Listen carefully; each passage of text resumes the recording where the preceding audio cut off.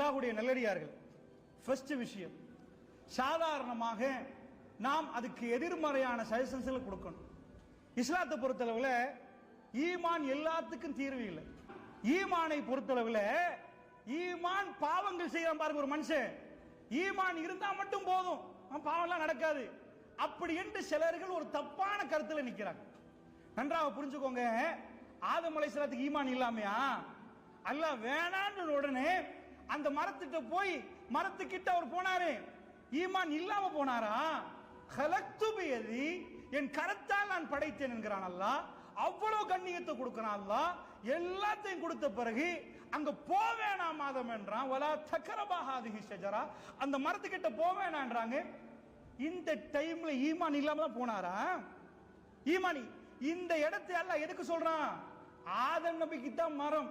வலா தக்ரபா, ரெண்டு பேரும் போயிடாதீங்க, எங்களுக்கு மரம் இல்ல. வலா தக்ரபு ஜினா, ஏண்டா அவர் அவ்வளவு கண்ணியமானவர், எங்களுக்கு அல்லாஹ் சொல்றான் ஜினாவுக்கு நெருங்காதீங்க, ஆதமே மரத்துக்கு நெருங்காதீங்க, எங்களுக்கு அல்லாஹ் வலா தஃஅலு ஜினா, ஜினா செய்யாதீங்கப்பான்னு சொல்லல, ஜினாவுக்கு நெருங்காதீங்கப்பான்றான். நல்லா புரிஞ்சுக்கோங்க. ஈமானை கொடுக்கலாம், ஈமானால் மட்டுமே பாவம் நிக்குமான்னு கேட்டால் இல்லை. நல்லா புரியுங்க, இந்த சப்ஜெக்ட் நல்லா புரிஞ்சால் மட்டும்தான் புரியும். அதாவது ரசூல் ஸல்லல்லாஹு அலைஹி சொல்றாங்க, இதா ஜன ரஜுல், ஒரு மனிதன் என்ன பண்றான், ஜினா செஞ்சுட்டான்னு வைங்க, ஜினா செய்யற நேரம் ஹரஜ் அவன்கிட்ட இருந்து என்ன ஆயிரும், ஈமான் அவன்கிட்ட இருந்து வெளியேறி விடும்ன்றாங்க ரசூலுல்லாஹ். அப்ப ஈமான் உள்ளவன் விபச்சாரம் பண்ணுவான், அந்த நேரம் ஈமான் அவன்கிட்ட இருந்து வெளியேறும்.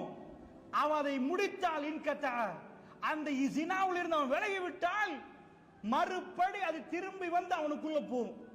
ஈமான் அவனை விட்டு வெளியேறி விடுமாம். ஹரஜ மின்னுல் ஈமான், அவன்கிட்ட இருக்கிற ஈமான் அது வெளியேறுமா. இது எனக்கும் உங்களுக்கும் உச்சகட்ட மூமினுக்கும் ஆகப்பெரிய ஈமான்தாரிக்கு நடக்குமா? ஆகப்பெரிய ஆளுக்கு. ஈமான் இல்லாமல் எல்லாம் இல்லை, ஈமான் இருக்கும். இப்ப இஸ்லாம் என்ன சொல்லுது தெரியுமா? ஈமான் வந்துட்டு ஈமான் கரெக்ட் தான்,